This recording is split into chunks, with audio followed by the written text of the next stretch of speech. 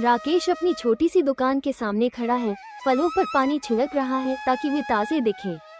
उसकी माँ कांता देवी घर के अंदर से पूजा की थाली के लिए बाहर आती हैं। सीमा स्कूल की पोशाकें तैयार करती हैं, अपनी किताबें बुक करती हैं। माँ राकेश के पास आती हैं, उसके माथे पर तिलक लगाती हैं। भगवान दयालु करे बेटा, आज का दिन भी अच्छा हो। तुम्हारी दुआएं हों तो माँ, हर दिन अच्छा होगा। भैया आप आज जल्दी आ जाओ, स्कूल से वापसी के बाद विज्ञान की किताब लेनी है। बिल्कुल सीमा, प्रयास करें, आज अच्छी सेल हुई तो जरूर ले आऊंगा। धन्यवाद भैया, आप दुनिया के सबसे अच्छे भाई हो। वो माँ को स्कूल के लिए परीक्षा देकर निकल जाता है। राकेश अपनी दुकान खोलता है। थोड़ी देर में कुछ ग्राहक आते हैं। राकेश ग्राहक से बात करता है, मोलभाव करता है, पूरी ईमानदारी से काम करता है। माँ और सीमा, मेरी दुनिया यही दो लोग हैं। इनकी खुशी के लिए मैं कुछ भी कर सकता हूँ। बस इतनी कमाई हो जाए कि 2 वक्त की रोटी मिल जाए, सीमा की पढ़ाई पूरी हो जाए और माँ का स्वास्थ्य ठीक रहे। बाजार में भीड़ बढ़ रही है। लोग आते जाते हैं, दुकानदार आवाजें लगाते हैं। राकेश अपनी दुकान पर बैठा ग्राहकों का इंतजार कर रहा है। तभी एक महंगी गाड़ी उसकी दुकान के थोड़ा आगे रुकती है। एक मोटा सा सूट पहने हुए व्यक्ति सेठ ओम प्रकाश गाड़ी से उतरता है, फोन पर बात करते हुए। वो थोड़ा परेशान दिख रहा है। हाँ, मीटिंग बहुत जरूरी है, तुम कागजात भेज दो, मैं 10 मिनट में पहुंच रहा हूँ। वो गाड़ी की डिक्की से एक ब्रीफकेस निकालने लगता है। फोन पर बात करते हुए ही उसका ध्यान भटकता है। ब्रीफकेस निकलता है, लेकिन वो हाथ से फिसलकर गाड़ी और दुकान के बीच बनी नाली के पास जा गिरता है। सेठ का ध्यान नहीं जाता और वो गाड़ी का दरवाजा बंद कर जल्दबाजी में निकल जाता है। राकेश ये सब देख रहा होता है, लेकिन ग्राहक से बात करने में व्यस्त रहता है। गाड़ी के जाते ही वो जमीन पर कुछ चमकता हुआ देखता है। उसे लगता है कि शायद कोई बैग गिर गया है। जी, ये रहे आपके फल। ग्राहक चला जाता है। राकेश उत्सुकता से उस जगह की ओर बढ़ता है जहाँ कुछ गिरा था। वो झुककर देखता है, नाली के किनारे एक काला चमड़े का ब्रीफकेस पड़ा है। वो उसे उठाता है। ब्रीफकेस भारी है। ये तो ब्रीफकेस है, लगता है सेठ जी का गिर गया, वो अभी अभी गए हैं। राकेश ब्रीफकेस को हाथ में लेकर देखता है। उस पर कोई नाम या पहचान नहीं। वो उसे थोड़ा हिलाता है तो अंदर से कुछ आवाज आती है, कागजों की और कुछ भारी चीज की। राकेश के मन में थोड़ी उत्सुकता और थोड़ी घबराहट होती है। वो ब्रीफकेस को अपनी दुकान के अंदर की ओर ले आता है और उसे अपनी दुकान के काउंटर के नीचे छिपा देता है। मुझे इसे खोलना नहीं चाहिए, ये किसी की निजी चीज है। लेकिन कौन था वह? इतनी जल्दी में थे कि ध्यान ही नहीं दिया। शायद बहुत जरूरी काम से जा रहे थे। एक ग्राहक आता है। राकेश का ध्यान फिर से काम में लग जाता है, लेकिन उसके मन में उस ब्रीफकेस को लेकर एक अजीब सी बेचैनी बनी रहती है। राकेश दुकान बंद कर घर आ चुका है। थका हुआ दिख रहा है। आज की बिक्री अच्छी नहीं हुई। वो माँ और सीमा के साथ जमीन पर बैठकर खाना खा रहा है। माँ उसे एक सूखी रोटी देती है। बेटा, आज भी रोटी कम पड़ गई। चिंता मत करो, कल भगवान जरूर राह दिखाएंगे। कोई बात नहीं माँ, बस आपका आशीर्वाद बना रहे। सीमा, तेरी किताब का क्या हुआ? आज नहीं ला पाया। कोई बात नहीं भैया, अगले हफ्ते ले लेना, मैं पुरानी किताबों से काम चला लूंगी। राकेश सीमा का उदास चेहरा देखता है, उसे बुरा लगता है। वो मन ही मन और भी परेशान हो जाता है। खाने के बाद राकेश अपने छोटे से कमरे में जाता है। वो दुकान से लाया हुआ ब्रीफकेस निकालता है। उसे अभी भी पता नहीं कि इसमें क्या है। उसके हाथ कांप रहे हैं। आखिरकार वो धीरे से ब्रीफकेस का ताला खोलता है। ब्रीफकेस खुलते ही राकेश की आंखें फटी की फटी रह जाती हैं। अंदर ढेर सारे नोटों की गड्डियां करीने से रखी हुई हैं। साथ में कुछ जरूरी कागजात और एक सोने का छोटा सा गणपति बप्पा का लॉकेट भी है। नोटों को देखकर राकेश का सिर घूमने लगता है। वो जीवन में इतनी बड़ी रकम कभी नहीं देखी थी। हे भगवान, ये तो लाखों करोड़ों रुपए हैं। इतना पैसा, मेरी पूरी जिंदगी बदल सकती है। माँ का इलाज, सीमा की पढ़ाई, हमारा नया घर, सब कुछ हो सकता है।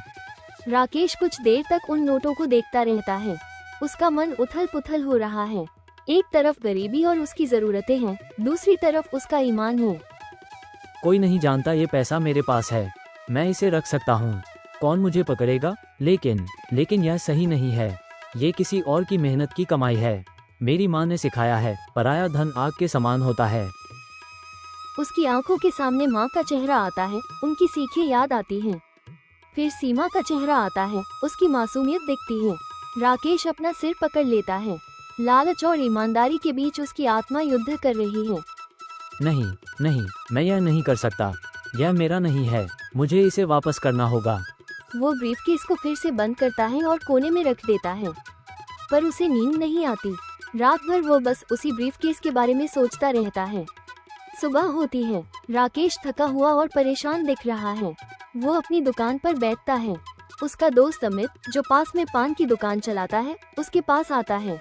अरे राकेश, क्या बात है? आज बड़ा बुझा बुझा सा लग रहा है। रात भर नींद नहीं आई क्या? हाँ अमित, कुछ ऐसी ही बात है।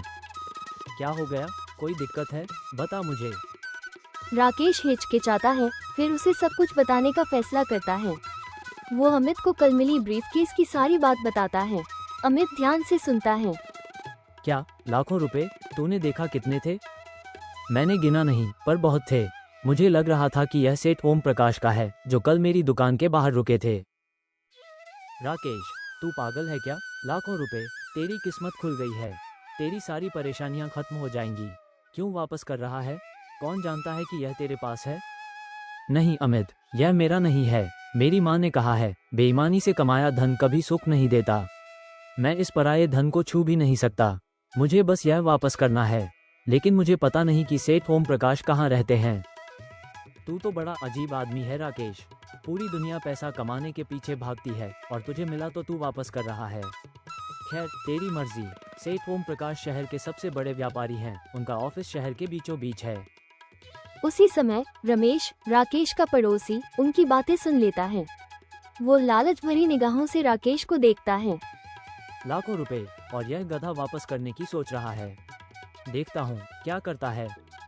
राकेश अगले कुछ दिनों तक सेठ ओम प्रकाश को ढूंढने की कोशिश करता है। वो बाजार में और आसपास के इलाकों में पूछता है, लेकिन कोई खास जानकारी नहीं मिलती। वो पोस्टर भी लगाता है, एक काले रंग का ब्रीफकेस मिला है, कृपया संपर्क करें, लेकिन कोई जवाब नहीं आता। इस दौरान उसकी दुकान पर ग्राहक कम हो जाते हैं और उसकी आर्थिक स्थिति और खराब हो जाती है। भगवान, कब तक ढूंढूंगा? मेरी माँ की तबीयत भी ठीक नहीं रह रही। सीमा की फीस भी देनी है। रमेश राकेश को परेशान देखकर उसके पास आता है। क्या हुआ राकेश? सुना है कोई ब्रीफकेस मिला है तुझे? क्या उसमें कुछ खास है? हाँ, मिला था। बस उसे वापस करना चाहता हूँ। अरे, इतनी ईमानदारी। कुछ मिला है तो रख ले। कौन देखने वाला है? कभी कभी भगवान भी देते हैं। नहीं रमेश भाई, मेरा मन नहीं मानेगा। बेईमानी से मिली चीज मुझे चैन नहीं देगी। मूर्ख, इसे तो मैं देख लूंगा। कुछ दिनों बाद राकेश की माँ की तबीयत ज्यादा बिगड़ जाती है। डॉक्टर कहता है कि उन्हें तुरंत महंगे इंजेक्शन की जरूरत है। राकेश के पास पैसे नहीं हैं। माँ, क्या करूँ? मेरे पास पैसे नहीं हैं। चिंता मत कर बेटा, भगवान है ना, तू बस अपना ईमान मत छोड़ना। राकेश ब्रीफकेस की तरफ देखता है। उसके अंदर लाखों रुपए हैं, जो उसकी माँ की जान बचा सकते हैं।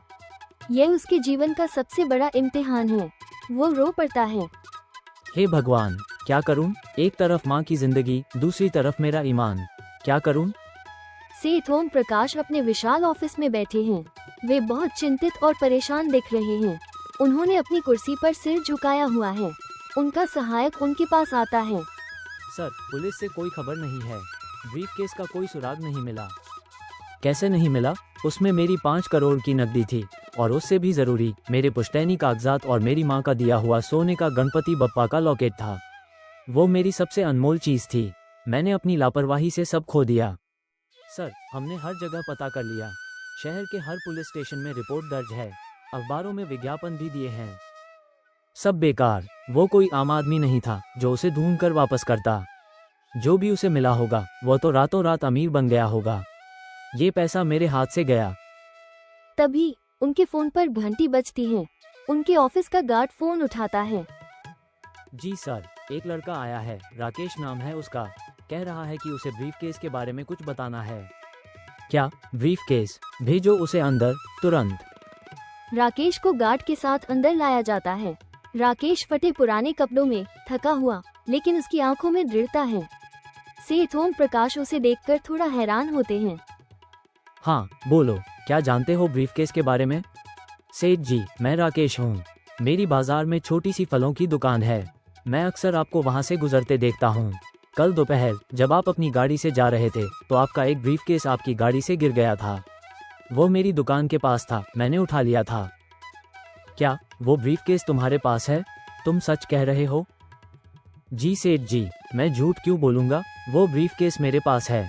मैं उसे आपको वापस करना चाहता हूँ। उसमें क्या क्या है? तुम कैसे साबित करोगे कि वह मेरा है? सेठ जी, उसमें 5 करोड़ रुपए की नकद राशि है और कुछ ज़रूरी कागजात हैं। साथ में एक छोटा सोने का गणपति बप्पा का लॉकेट भी है। राकेश की यह बात सुनते ही सेठ ओम प्रकाश अपनी कुर्सी से खड़े हो जाते हैं। उनकी आंखों में चमक आ जाती है। उन्हें विश्वास हो जाता है कि राकेश सच बोल रहा है। ये सारी बातें किसी और को पता नहीं हो सकती थी। हे भगवान, तुमने सच कहा। वो लॉकेट मेरी माँ ने मुझे दिया था। मैं तो उम्मीद ही छोड़ चुका था। तुम जैसा ईमानदार आदमी मैंने आज तक नहीं देखा। कहाँ है वो ब्रीफकेस? सेठ जी, ब्रीफकेस मैंने अपने घर पर रखा है। मैं आपको वहीं ले चलूं। और एक बात और थी सेठ जी, मेरी माँ की तबीयत बहुत ख़राब है। उन्हें तुरंत इंजेक्शन चाहिए। मेरे पास पैसे नहीं हैं। सेठ ओम प्रकाश राकेश की टिप्पणी है। उन्हें राकेश की बात और उनकी ईमानदारी पर गर्व महसूस होता है। गार्ड को तुरंत मेरी गाड़ी तैयार करो। राकेश, तुम चिंतित हो मत। हम अभी चलते हैं। डॉक्टर को भी बुलाओ। राकेश का छोटा सा घर, माँ कांता देवी पर लेटी हुई हैं, बूढ़ी दिख रही हैं। उनके घर के पास ही जमीन है। तभी सेठ ओम प्रकाश राकेश और गार्ड के घर में प्रवेश करते हैं। एक डॉक्टर भी उनके साथ आते हैं। बेटा राकेश, ये कौन है? माँ, ये सेठ ओम प्रकाश जी हैं। दोस्त का ब्रीफकेस मुझसे मिला था। राकेश कोने में रखी ब्रीफकेस को उठाता है और सेठ ओम प्रकाश को देता है। सेठ उसे देखते हैं। पैसा, कागज और सबसे भारी गणपति बप्पा का लॉकेट, सब कुछ सही सलामत है। सेठ ओम प्रकाश की आंखों में खुशी के आंसू आ जाते हैं। राकेश, वो मेरी सबसे बड़ी पेटेंट मुझे वापस कर दी।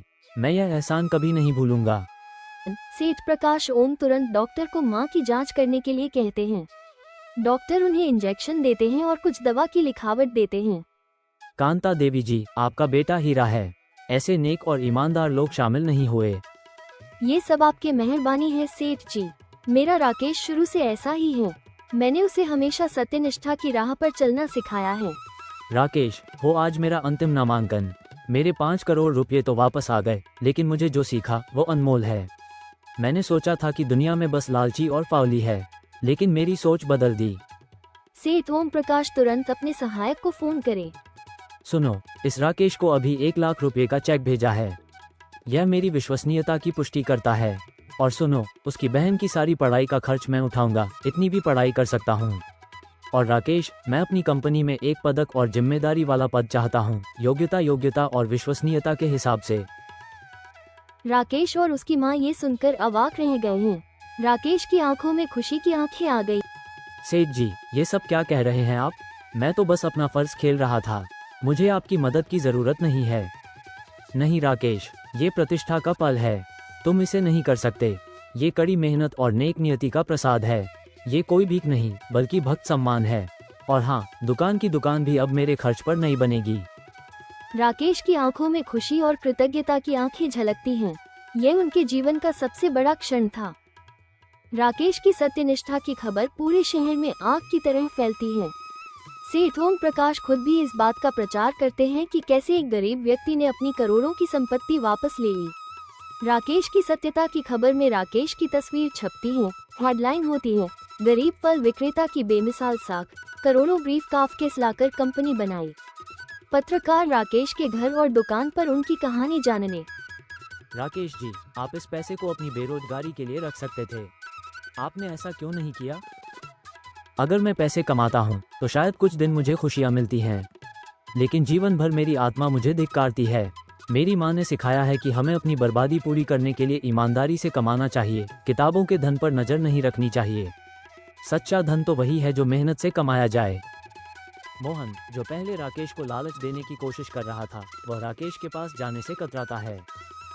राकेश भाई, मुझे माफ कर दो। मेरे कंधे गलत सलाह दी गई। तुम तो सच में बहुत महान हो। मैंने गरीब का उदाहरण दिया था, पर तुम तो हमसे भी अमीर निकले, सच्चाई के धन से। कोई बात नहीं रमेश भाई। अमित, राकेश दोस्त का, गर्व से फूल जाता है। मैंने तो पहले ही कहा था, मेरा दोस्त अलग मिट्टी का बना है। कुछ महीने बाद का दृश्य।